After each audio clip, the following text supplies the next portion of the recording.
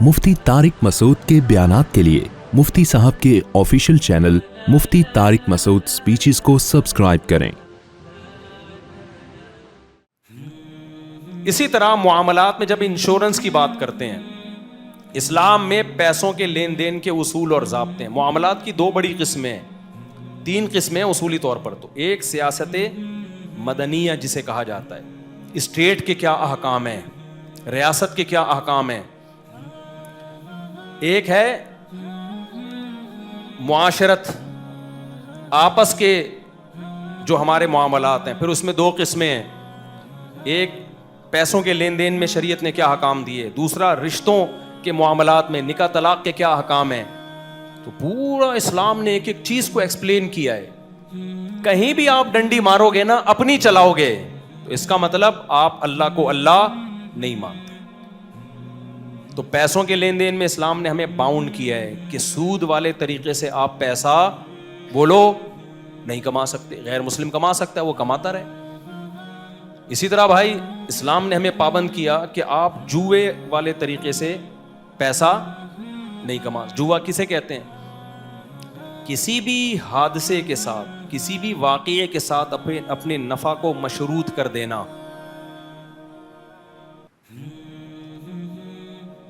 کسی بھی نفع کے ساتھ، اپنے واقعے کے ساتھ اپنے نفع کو جب آپ مشروط کر دو گے نا، تو اس کی دو صورتیں ہیں۔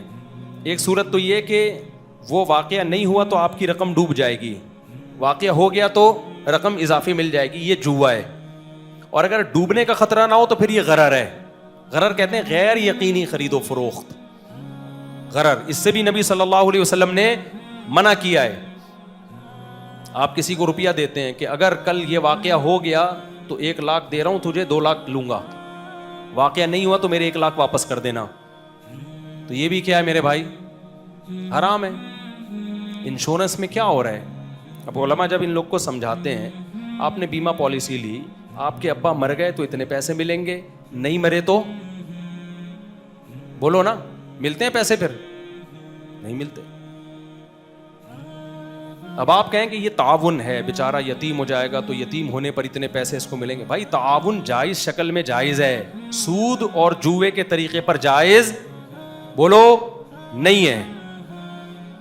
سود اور جوئے کے طریقے پر تھوڑی جائز ہے تعاون۔ جب جوئے کو اسلام نے حرام قرار دیا ہے نا، اس وقت جوا بڑا خاندانی کھیلا جاتا تھا، اس جوئے سے غریبوں کو فائدہ ہوتا تھا، اس جوئے کو اسلام نے حرام قرار دیا۔ عرب کیا کرتے تھے؟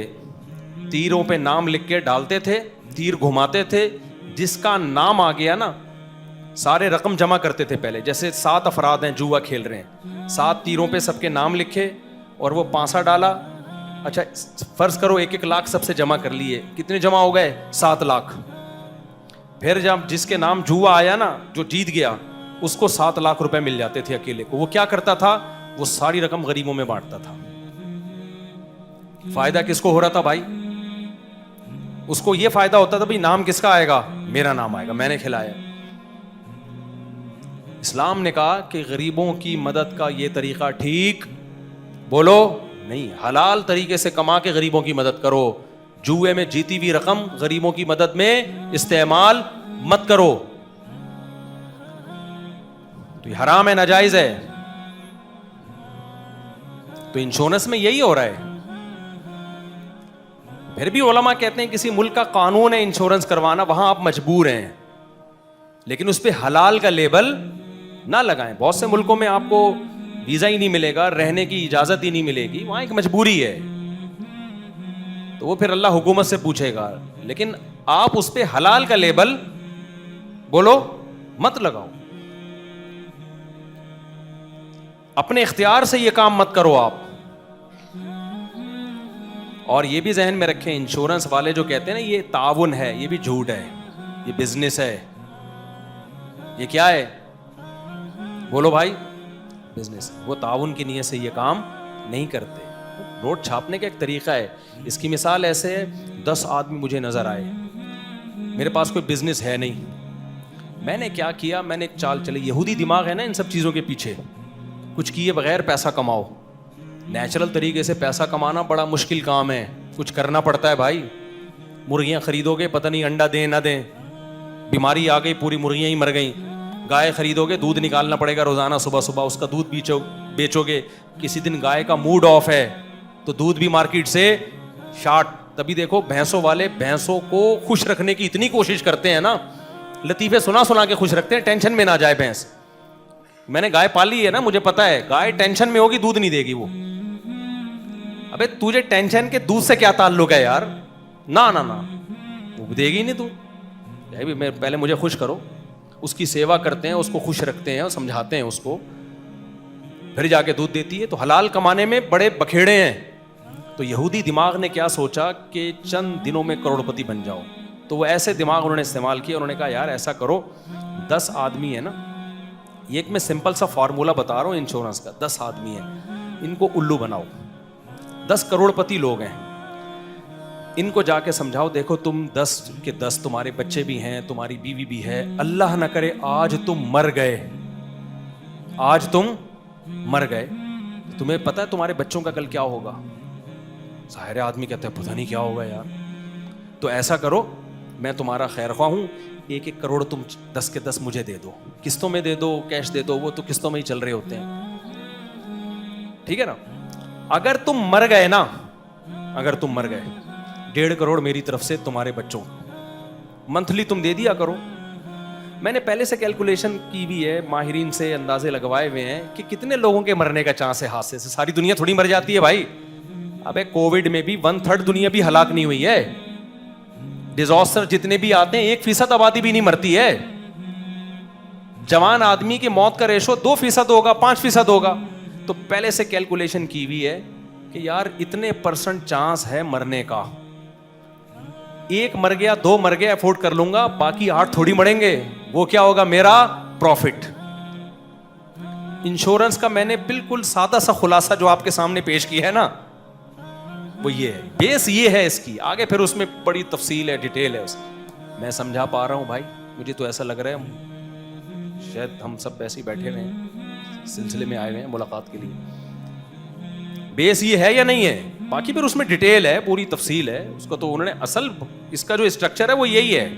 اور ایک اور ہوشیاری پتہ ہے کیا کی ہے, انشورنس کمپنی کو لمیٹڈ بھی کر دیا.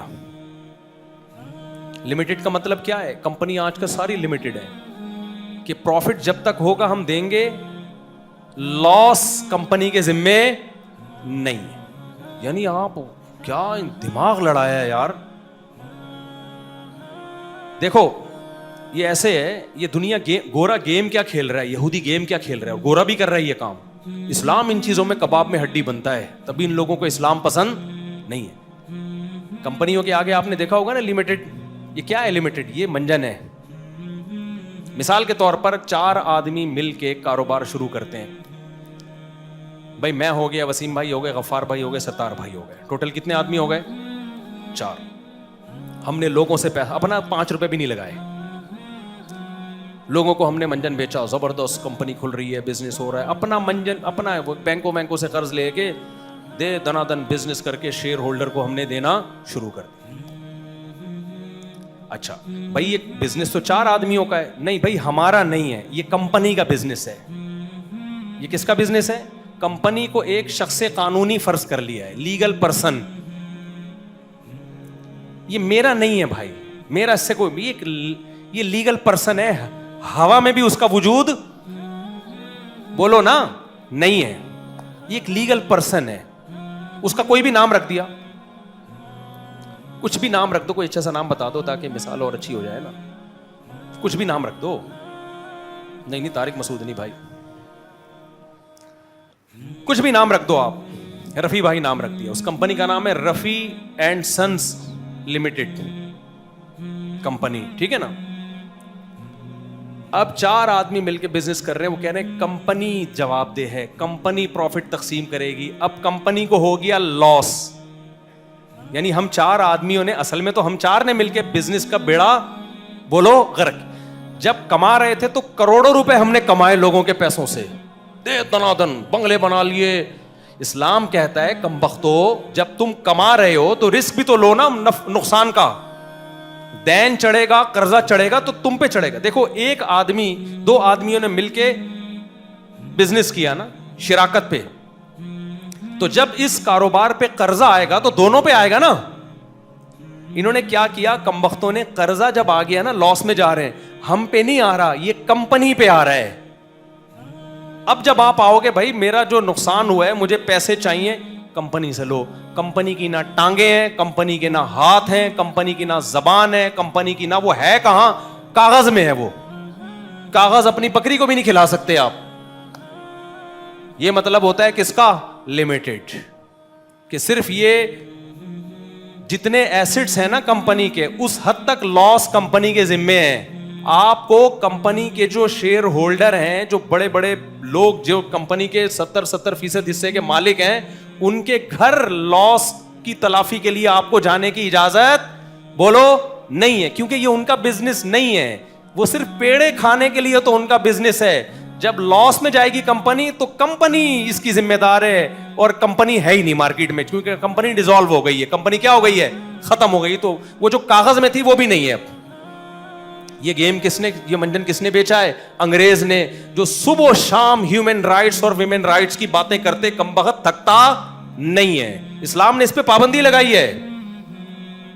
تبھی ہم میزان بینک کے بھی لمیٹڈ والے عنصر کو نہیں مانتے ہیں. لکھا ہوتا ہے میزان بینک میں بھی, ہم کہتے ہیں یہ شرط خلاف شرع ہے. میزان بینک سے لین دین جائز ہیں, لیکن یہ جو شرط لگی ہوئی ہے نا کہ کمپنی ذمہ دار ہوگی, یہ شرط شریعت کے کیا ہے, خلاف ہے. ہم کہتے ہیں لاس ہوا تو اس کے جو اونر ہیں وہ ذمہ دار ہوں گے اپنی جیب سے بھرنے کے. نہیں آئی میرا خیال ہے بات سمجھے. بعض شرطیں ایسی ہوتی ہیں ان شرط کی وجہ سے عقد فاسد نہیں ہوتا, لیکن شرط ہی وہ کالعدم ہوتی ہے. شریعت کہتی ہے شرط نہیں ہے, اس کو ہم نہیں مانتے.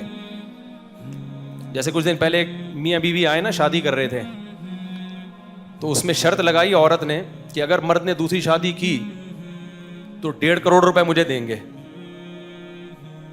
میں نے کہا میں یہ شرط تو لکھ دوں گا, لیکن اس شرط کی شریعت میں کوئی حیثیت, اس شرط پہ نکاح کیا تو نکاح تو ہو جائے گا, لیکن یہ شرط کیا ہوگی بھائی, کالعدم ہوگی.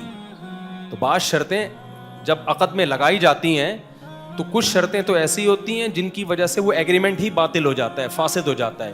کچھ شرطیں ایسی ہوتی ہیں ایگریمنٹ تو صحیح ہو جاتا ہے, لیکن شریعت کہتی ہے اس شرط کی کوئی شرعی حیثیت بولو نہیں. تو پھر وہ خاتون بیچاری پریشان ہو گئی. میں نے کہا میں تو لکھ دوں گا لیکن اس کی کوئی شرعی حیثیت نہیں ہے. پھر کیا کریں. پھر ایک اور تدبیر ہم نے ان کو بتائی, وہ پھر میں آپ لوگ کو نہیں بتاؤں گا.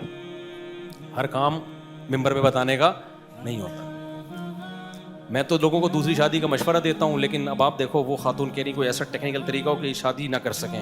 پھر ایک ٹیکنیکل طریقہ میں نے بتایا, سمجھ رہے ہو. اس سے یہ تو نہیں ہوا کہ مرد شادی نہیں کر سکے گا, کرنے کی تو اللہ نے اجازت دی, لیکن کچھ اختیارات عورت کے پاس چلے جائیں گے.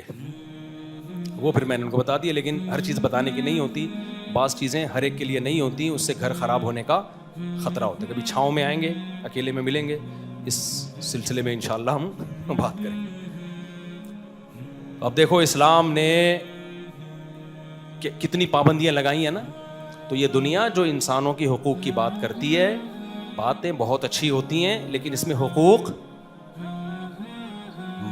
غریب کا بیڑا غرق ہو رہا ہوتا ہے. اس میں کمپنیوں کے جو بڑے بڑے کمپنیوں کے مالک دیکھو آپ, وہ ایسا پیسہ کماتے ہیں, غم کوئی نہیں ہوتا ان کو. غم یہی ہوتا ہے کہ کمپنی ختم ہو جائے گی بس. لیکن ایک عام تاجر کو غم یہ ہوتا ہے کہ بھائی مجھ پہ قرضہ نہ چڑھ جائے, قرضہ چڑھا تو میرے گھر لوگ آ کے بیل بجائیں گے. لیکن کھرب پتی تاجر کو یہ خطرہ نہیں ہوتا. وہ کہتا ہے میرے گھر آ کے بیل نہیں بجائیں گے, کمپنی کا دفتر میں جا کے بیل بجائیں گے, اور جب کمپنی ختم ہوگی تو دفتر بھی کیا ہو جائے گا, ختم ہو جائے گا. یا دفتر سے لے لیں, دفتر کیا کرے گا, تو نام ہی نہیں آتا نا, وہ کمپنیوں کا آ رہا ہوتا. میں یہ نہیں کہہ رہا کہ کمپنیاں کھولنا جائز نہیں ہے, کاروبار کریں آپ, لیکن یہ گورے کی آپ کو ہوشیاری بتا رہا ہوں میں. یہ جو بڑے بڑے پیسہ کمانے والے لوگ ہیں نا, انہوں نے کیسا انسانیت کو بیوقوف بنایا ہے. تو ظاہر ہے اللہ کا قانون, اللہ تو سب کو ایک نظر سے دیکھتا ہے نا, تو پھر اللہ جو قانون بناتا ہے اس میں یہ نہیں دیکھتا کہ اس کو کیا نقصان ہو رہا ہے, اس کو کیا فائدہ ہو رہا ہے. ساری انسانیت کو دیکھ کے اللہ قانون سازی کرتے ہیں. تبھی ہم یہ کہتے ہیں کہ انسانیت کی فلاح و بہبود صرف اللہ کے قانون پہ چلنے میں ہے. انسانوں سے پوچھ کے قانون بناؤ گے تو قانون بنانے والے اپنے آپ کو سب سے پہلے فیور دیں گے. تبھی جن ملکوں میں اسمبلیوں میں لوگ شراب پیتے ہیں, وہ کبھی بھی شراب کے خلاف قانون سازی نہیں کر سکتے. حالانکہ دنیا میں کس قدر فساد ہو رہا ہے شراب کی وجہ سے, ساری دنیا جانتی ہے کتنے بڑے بڑے حادثے ہو رہے ہیں. لیکن بھائی کیوں شراب کو اللیگل نہیں کرتے؟ جو اسمبلیوں میں پہنچتے ہیں وہ خود میجورٹی ان میں شراب پی رہی ہوتی ہے, وہ شراب پی کے تو آئے ہوتے ہیں, وہ کیسے اس کے خلاف قانون سازی کریں گے؟ وہ کہتے ہیں اگر ہم نہ پی کے آئے ہوتے تو ہمارا تو دماغ ہی کام نہیں کر رہا ہوتا.